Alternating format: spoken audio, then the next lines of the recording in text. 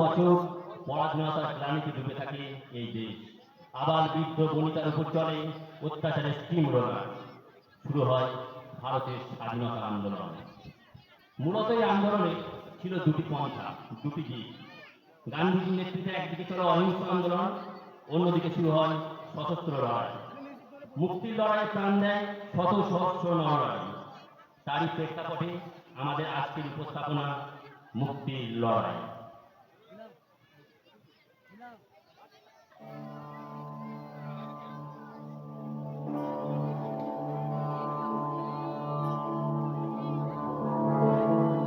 वन्दे मातरम् वन्दे मातरम् सुजलां सुफलां मलयज शीतलां सस्य श्यामलां मातरं वन्दे मातरम्। 1908 সালের 11ই অগস্ট কিংসফোর্ডে বন্দে মাতরম বলার দোষে যে বালককে বেত মারার হুকুম দিলেন ব্রিটিশ সরকার, তারই পক্ষে দাঁড়িয়ে ক্ষুদিরাম বসু ও প্রফুল্ল চাকি সাহেবের ফিটন গাড়ি লক্ষ্য করে বোমা চালালেন মুজফ্ফরপুরে। সাহেব নিহত হলেন না, তবু নাবালক ক্ষুদিরামকে ফাঁসির হুকুম দেওয়া হলো। জননী কুলহ তুলে পক্ষে শান্তনবাস দেহ তুলে চোখে কাঁদিছে তব চরণ পদে 30 কোটি নর নারী।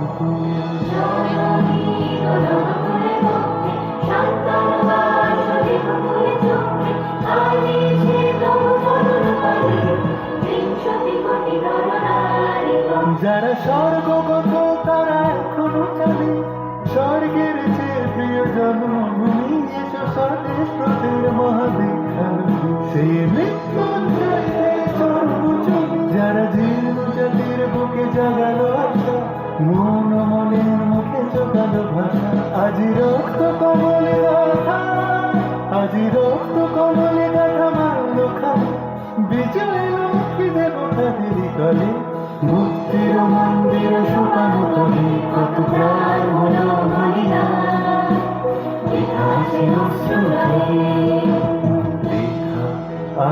অশ্রু জলে। 9 সেপ্টেম্বর 1915 ইংরেজদের সঙ্গে সম্মুখ সমরের স্বাধীনতা ছিনিয়ে নিতে অস্ত্র আনার পরিকল্পনা করেন যতীন্দ্রনাথ মুখোপাধ্যায়। বালেশ্বরী সঙ্গীদের নিয়ে জাহাজ থেকে সেই অস্ত্র নামাতে গেলে ইংরেজ বাহিনী তাদের ঘিরে ফেলে। বুড়িবালমের তীরে লড়াই বাঁধে বিরাট ইংরেজ বাহিনী বনাম বাঘা যতীন ও তার 4 সতীর্থদের।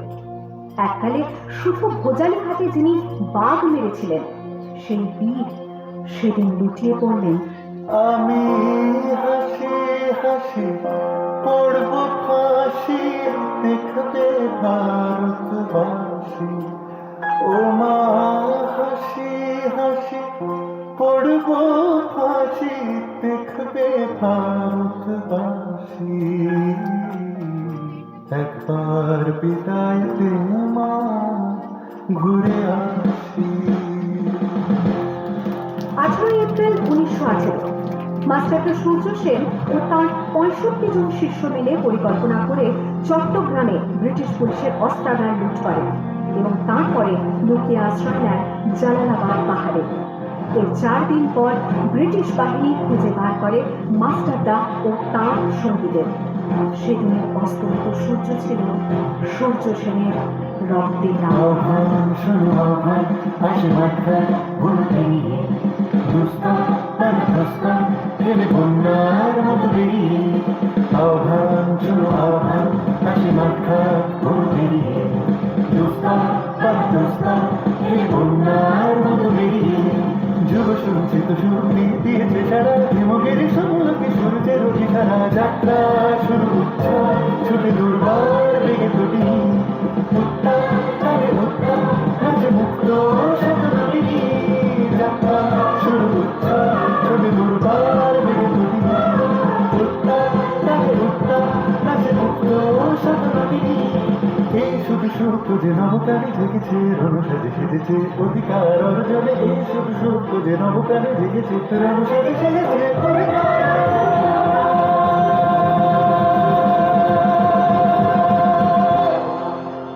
8ই ডিসেম্বর 1930 বিনয় বসু, বাদল গুপ্ত, দীনেশ গুপ্ত সাহেবী পোশাকে ট্যাক্সি থেকে এসে নামলেন রাইটার্স বিল্ডিং এর সামনে। সোজা উঠে গেলেন দোতলায়। সামনে সিমসনের ঘর। দ্বাররক্ষীকে ঠেলে ঢুকে গেলেন ভেতরে। বন্দুকের আওয়াজে গর্জে উঠল রাইটার্স।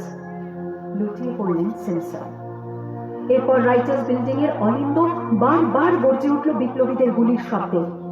তারপর টেগার্ট সাহেব তার বাহিনী নিয়ে ঘিরে ফেললেন বিনয়, বাদল, দীনেশকে।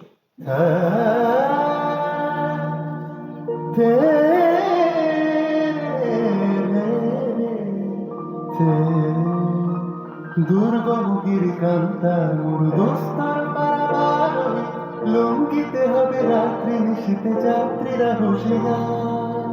24শে সেপ্টেম্বর 1932 মাস্টারদা সূর্য সেনের মন্ত্রে দীক্ষিত প্রীতিলতা ওয়াদেদার 15 জন সশস্ত্র বিপ্লবীকে নিয়ে পাহাড়তলি ইউরোপিয়ান ক্লাব আক্রমণ করে আগুন ধরিয়ে দিলেন।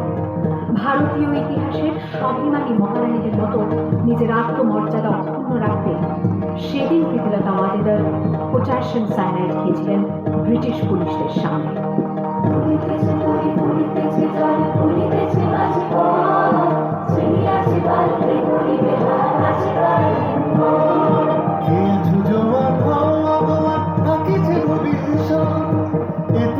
ভারী দিতে হবে, পারি নিতে হবে দুর্বা।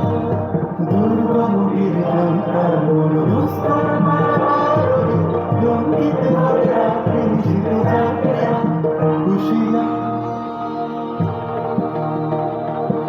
29শে সেপ্টেম্বর 1942 তমলুকের মাটিতে কয়েক হাজার ভারতীয়কে নিয়ে যিনি পুলিশ স্টেশন ঘেরাও করার লক্ষ্যে হেঁটেছিলেন, সেই সত্তরোর্ধ্ব মাতঙ্গিনী হাজরা পুলিশের নির্মম গুলিচালনা ও লাঠিচার্জ সত্ত্বেও তার হাতের পতাকাটি মাটিতে উঠতে দেন।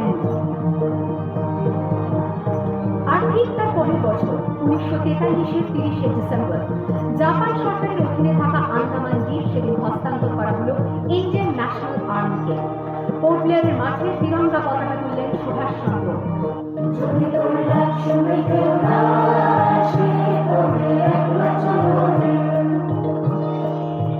वंदे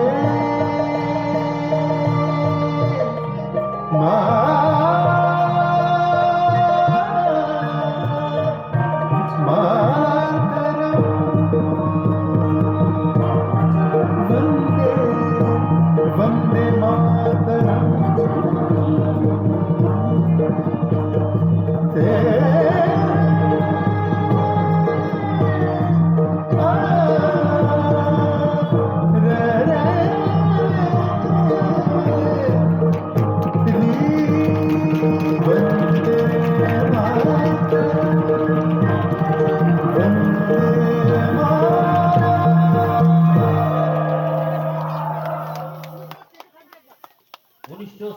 সাল 15ই আগস্ট, অপেক্ষার অবসান।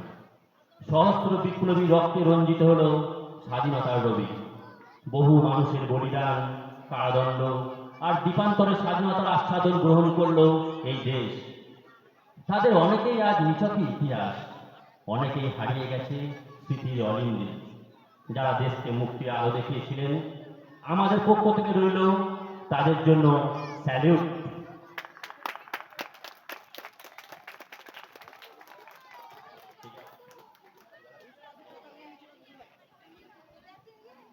অসংখ্য ধন্যবাদ সুমি, মালা, তিথি, মৈত্রীকে এবং প্রশান্তকে এত সুন্দর অনবদ্য শিহরণ জাগানো উপস্থাপনার জন্য। এরপর নৃত্য পরিবেশনের জন্য মঞ্চে ডেকে নেব শিল্পী ও শ্রেয়াকে।